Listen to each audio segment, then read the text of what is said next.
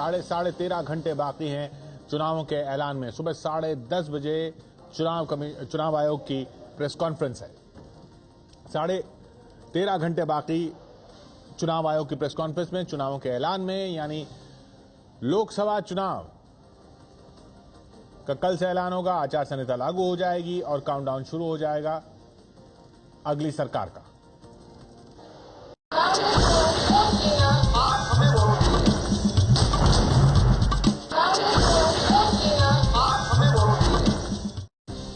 कल सुबह लोकसभा चुनाव का ऐलान हो जाएगा।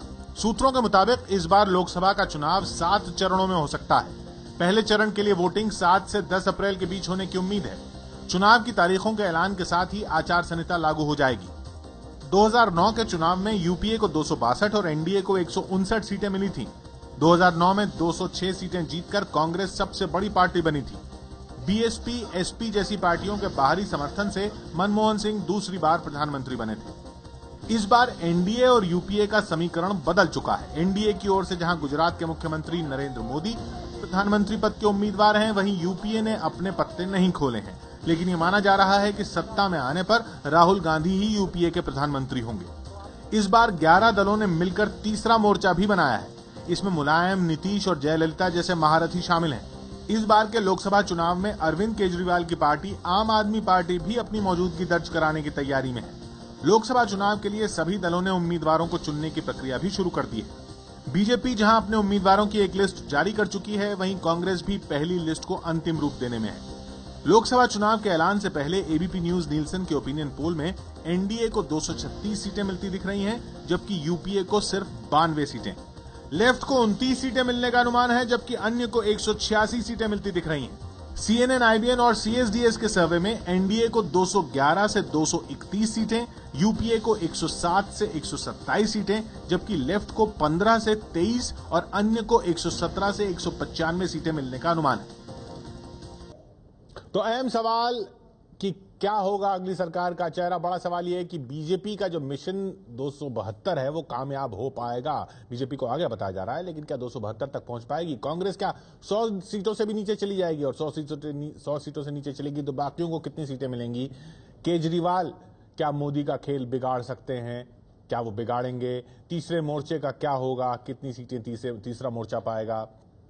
ये अहम सवाल हैं। हमारे साथ यहां स्टूडियोज में मौजूद अशोक वानखेड़े साहब, हमारे साथ विजय विद्रोही, हमारे साथ मौजूद हैं अरविंद मोहन जी, और दलों से, पार्टियों से हमारे साथ कांग्रेस से मीम अफजल साहब, फैजल वारसी साहब समाजवादी पार्टी से, और सुधांशु मित्तल जी हमारे साथ बीजेपी से जुड़ रहे हैं। और बीजेपी को सबसे आगे माना जा रहा है।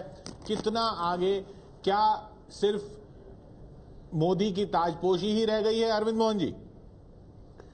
देखिए, जो हालत मोदी के ताजपोशी की है और जो लहर उनकी बताई जा रही है, जो ओपिनियन पोल से आ रहा है, वो ग्राउंड से जो चीजें सिग्नल मिल रहे हैं उनसे कहीं पुष्ट नहीं हो रहा है। यानी आप कह रहे हैं कि ये आगे हैं वो, लेकिन जितना आगे बताया जा रहा है उतना नहीं है। नहीं, उत्तर प्रदेश में जो एक बड़ा प्रोग्राम उनके नाम पे चला, लोहा जुटाओ, 16 जिले 0 हो गए उसमें, और संयोजक ने माथा पीट लिया कि ये क्या हो रहा है। ब्लोवर की हवा है।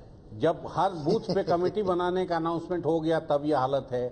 बिहार में चुनाव हुआ नहीं, 40 में से 15 सीटें उन्होंने दूसरी पार्टियों को दे दिया या दूसरी पार्टियों से आए लोगों को दे दिया। जब ऐसी हवा है, ऐसी आंधी है, तो उसमें के ये लक्षण बहुत अच्छे नहीं दिखाई। ग्राउंड से जो लक्षण आ रहे हैं, नहीं लक्षण तो, लेकिन कांग्रेस के और दूसरे दलों के भी अच्छे और बुरे हैं, और बुरे हैं, तो और बुरे उस लिहाज से वो आगे तो हैं, आगे माना जा सकता है। और कांग्रेस के लक्षण और बुरे हैं, तो इसलिए अगले पार्लियामेंट का क्या रंग रूप होगा ये कहना थोड़ा मुश्किल है। पॉसिबल है कि तीसरे मोर्चे के दलों की ये लॉटरी खुल जाए।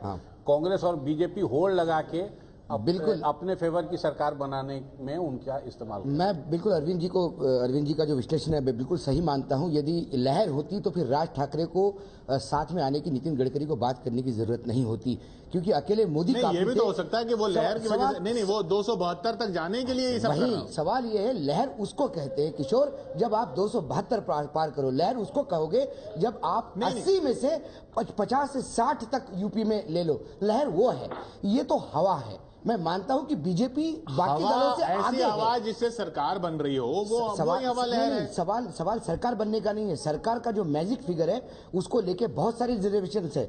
मध्य प्रदेश, महाराष्ट्र की बात करें तो वहां राज ठाकरे साथ आने से उद्धव नाराज हो जाते हैं। सब बातें आपकी वही बिहार में, सब बातें बिहार में, लेकिन सब जगह आगे, आगे होना और वो मैजिकल फिगर, यदि तीसरा फ्रंट कांग्रेस और लेफ्ट मिलके यदि 300 सीटें क्रॉस 300 के आसपास पहुंचते हैं तो फिर आपका आगे होना कोई मायना नहीं रखता।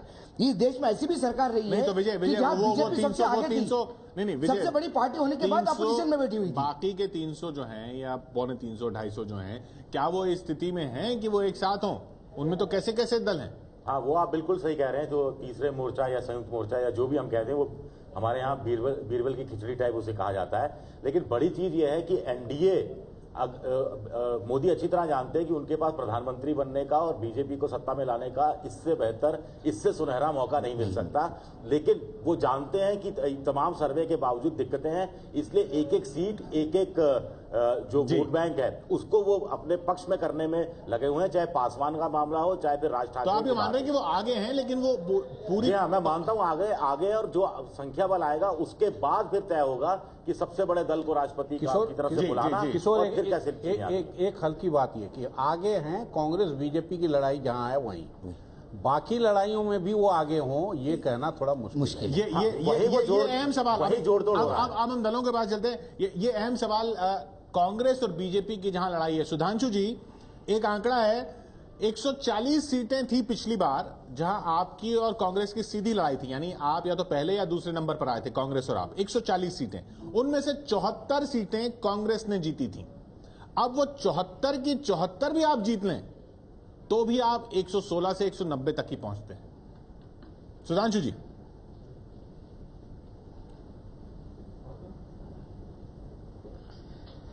किशोर जी, एक होता है तर्क और वितर्क, एक होता है कुतर्क। अभी हम लोग कुतर्क में चल रहे हैं। इसमें क्या तो मैं कहता हूं, पहले तो इसमें क्या कुतर्क है कि कांग्रेस और बीजेपी की लड़ाई 140 सीटों पर थी?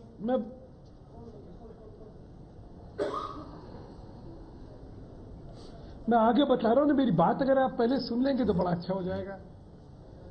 इस समय अगर भाजपा जिन सीटों पे आगे, अभी मैं इसलिए क्यों कहा मैंने कुतर्क में, वो बता देता हूं। देखिए, अभी जो चुनाव हुए 4 राज्यों में, इनमें से 72 सीटों पे चुनाव हुए। हमारे पास 30 सीटें थी, कांग्रेस के पास 42 थी। जी माना। कांग्रेस 8 पे आके रुक गई है, हम लोग 62 पे पहुंच गए हैं। बिल्कुल पहुंच गए। ठीक, एक बात। दूसरी बात, सारी लड़ाई जो है इस बार वो यूपी और बिहार की लड़ाई है। यूपी और बिहार की लड़ाई में कांग्रेस है ही नहीं। हम लोग 10 सीट पे थे यूपी में, आज हम लोग जो है 53 का जो हमारा नहीं तो यूपी बिहार में तो कांग्रेस पिछली को भी पार करने वाले। यूपी बिहार में तो कांग्रेस पिछली बार भी कुल मिलाकर 23 थी। सिर्फ बीजेपी से आगे थी, पिछली बार भी बीजेपी से आगे थी। यूपी बिहार दोनों जोड़ लिया जाए तो। मैं कुतर्क क्यों कर, वही कह रहा हूं। आज हम लोगों को जो चुनाव का परिप्रेक्ष्य देख रहा है वो सिर्फ कांग्रेस और भाजपा के परिप्रेक्ष्य में नहीं देखना है, आपको देखना है कि भाजपा और एनडीए की बढ़त कहां पहुंच रही है और क्या हम 272 लाने वाले या नहीं लाने वाले, यही तो देखना है ना जी। यही तो सवाल है। कैसे आने वाले ये समझा रहा हूं मैं आपको। अगर मुझे 1 मिनट का अगर आप मौका दे दें, पूरा दीजिए जी, मैं 1 मिनट का मौका दे दें आप मुझे। तो बिहार हमारी 12 सीटें थी। आज जो हमने वहां की स्थिति है और जो गठबंधन है